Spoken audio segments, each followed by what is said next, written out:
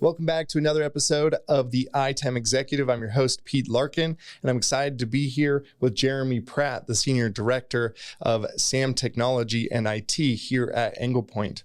Actually, this is the first time we've used this studio. First time we're doing kind of a video podcast here. So excited about that. Jeremy, I brought you in here today because I want to talk with you about the recent developments with the Log4J vulnerability. I want to talk more about what that is, what's going on, and what are the challenges that people are facing right now. Perfect. Yes. As of about last week, it was established and brought to the community as a whole that there's a vulnerability in the Log4J program. Now, the Log4J is a subcomponent of Java, and this is used for logging. So specifically, if you have Java programs that are running and you want to log that to keep record, to know what's going on, error tracking, the Log4J was used for that piece to be able to run that.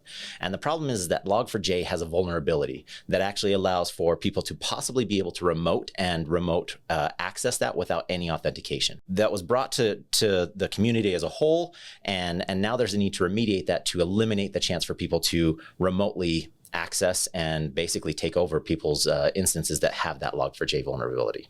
So that's the risk right now, is people are if there's any type of attack or someone taking advantage of the Log4j vulnerabilities, that they can slip in and easily take advantage. Tell us a little bit more about the risks there. So the biggest issue, and it's somewhat specific in where that Log4j is used. We found that especially any organization that knows that they're using Java applications to run any type of a web-based or any type of communication protocol, there's the possibility to have that Log4j. And it's a piece that initially could have the software itself, the Log4j, either nested. It could be right at the outside of the program itself, or it could be nested multiple layers down. So there's a need to be able to scan and figure out where that is. And if that is in place, they need to replace that Log4j with the newest version. So there have been iterations, there have been fixes that have put into place where we can actually replace that, and it can work very, very seamlessly to eliminate the vulnerability. Initially, Apache and Java came out with the Log4j 2.15, but it was found that still had a vulnerability. So if you were really, really quick to jump in and fix that, you will want to make sure that you have the 2.16 version. That is the one way that they've actually proven mitigates the risk. And so you want to make sure that that's taken care of.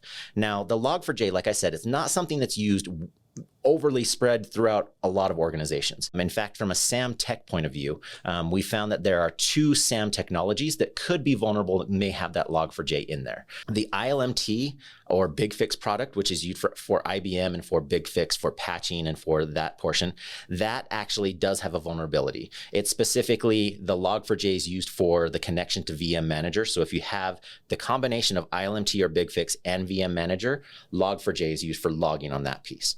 We have fixes on our website of how you can go through and mitigate that. We find that it's about a 10-minute fix. So it's not a huge time consumer to actually fix, but it can actually take care of that problem.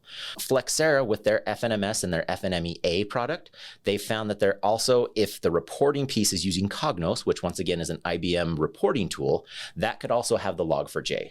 So it's if you use the product in combination or in a certain way, that's when that Log4j comes into place.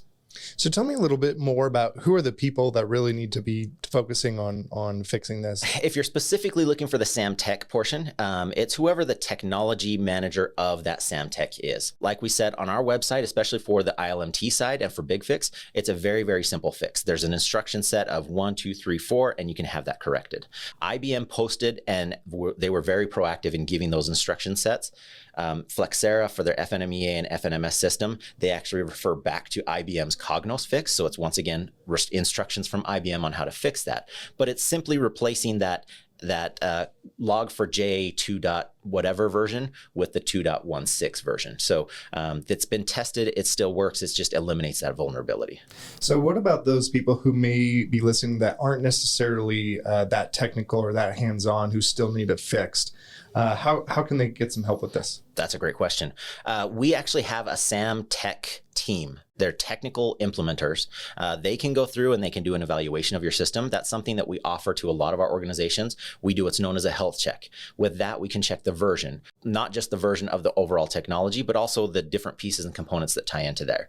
That team can let you know if you have a vulnerability and if the combination of pieces are right for you to have that vulnerability and what it would take to fix that.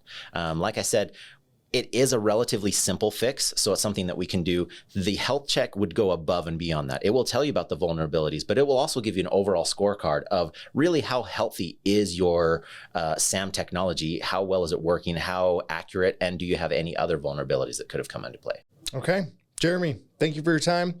You heard it here on the ITAM Executive on how to protect yourself from the Log4J vulnerability, and also how to make sure that you have a healthy environment as well. Yeah. So, all right. Thanks for joining us today. You've been listening to the ITAM Executive, brought to you by Anglepoint. Make sure to hit subscribe in your favorite podcast player and give us a rating. Thanks for being a part of the ITAM community. Until next time.